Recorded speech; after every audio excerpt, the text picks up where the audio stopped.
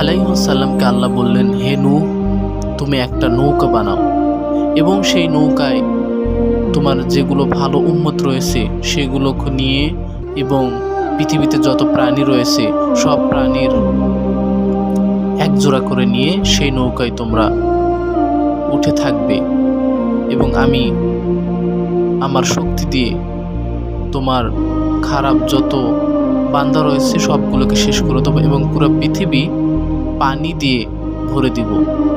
এবং অবশেষে সেটাই হলো। নূহ আলাইহিস সালাম আল্লাহর কথা মতে সেটাই করলেন।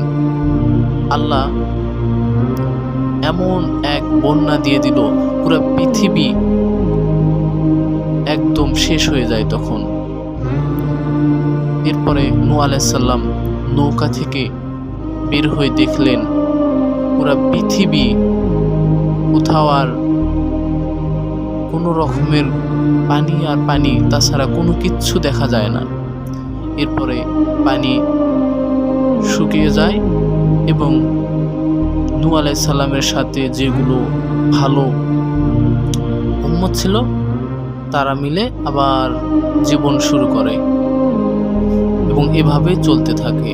আমরা বুঝতে পারলাম যে আল্লাহ যদি রাগান্বিত হন তাহলে আমাদেরকেও শেষ করতে পারে এবং আমাদের সে ভালো বান্দা তিনি তৈরি করতে পারেন।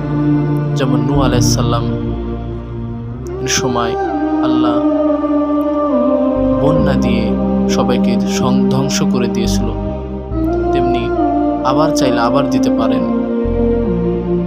আমরা যেন ভালো হই, ভালো কাজ করি, আল্লাহ যেন সেই তৌফিক দান করে। আল্লাহু আমিন সুম্মা আমিন।